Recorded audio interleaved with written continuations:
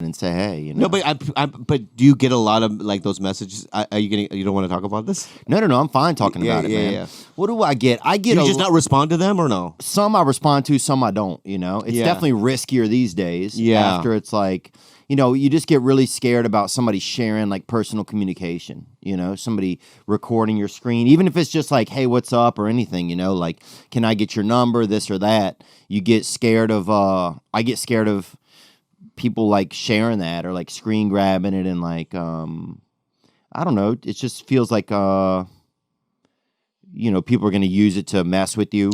I mean, even after what happened with Dalia, like a lot of the stuff that got shared about him, What? a lot of the stuff that got shared about him, none of it was illegal stuff. Yeah. You know, and they just they're like, oh, what about this 22-year-old woman that he was communicating with? And you're like, well, there's nothing, you know. It might be That's, you know, there's a difference between being a dog of a man and being a pervert or a criminal perv. what I have to say about him, because I didn't, and I don't want to get in trouble. You know, that's the thing. I've been pretty silent about, you know, talking about this. Yeah, me too. But I want to say one thing, which I'm trying to gather the words, is that the allegations are shocking, but I do have to say that he's just personally one of the nicest, generous, good guys that I've ever met in the business. You know, him and his family have only been, even, you know, when I was struggling and stuff, the sweetest people, and he's only been the sweetest guy, you know. And I've not said that out loud, and because, you know, we live in a world where, you get this fear that, like, am I going to get canceled too, and whatnot. But I've been also thinking about, why can't I say that? Yeah. You know, why can't I say, you know, that, you know, Chris D'Elia is just one of the nicest guys I've ever met personally in my life. You know, I've never seen him do all the things that, you know, he's been accused of doing.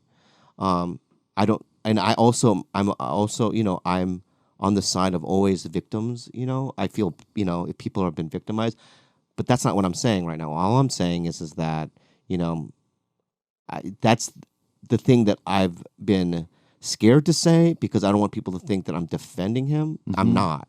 I'm just saying that, you know, that's what I know of him, that he's just being a good guy. Do you have the same experience? I mean, Chris has been super nice to me. I mean, you know, helpful with work. You and him are closer. Yeah.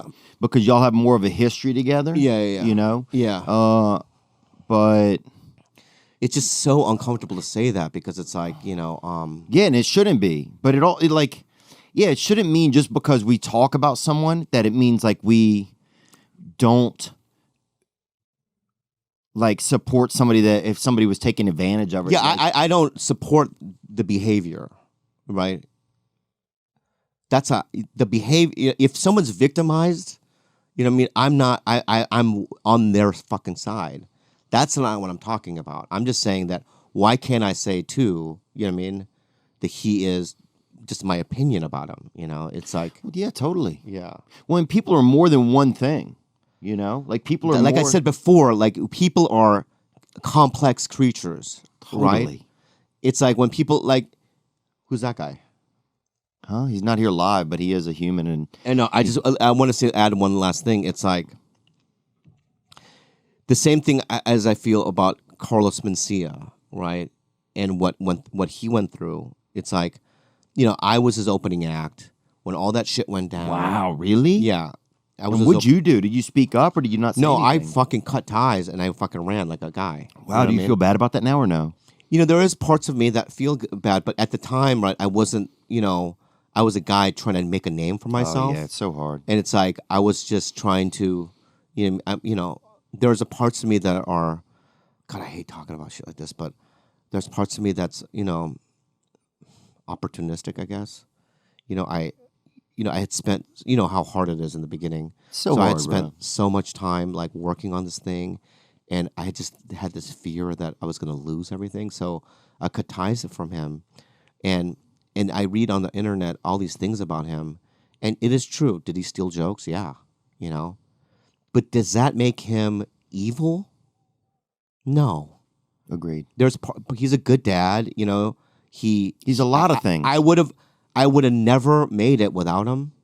He's done so many generous things for me, and it's like, would I say that shit around, Rogan? Or no, I don't. I keep, that shit doesn't even come up because I know how certain people feel about him. You know what I mean? But people are complex creatures, and it's like, yeah, and somehow it seems a lot of times like the media just can say that this person is only one thing, and then they're labeled as that, and then that's the only thing that they are, and it's just so tacky.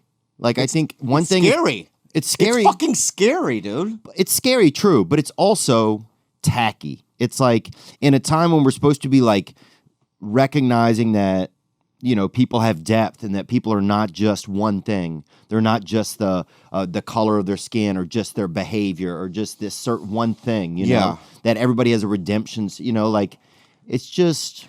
Yeah. Also, it's like movies that I like are redemption movies, Yeah. right? People that made mistakes, right, and then they are able to at the end of the movie, right, make amends and to change and to learn.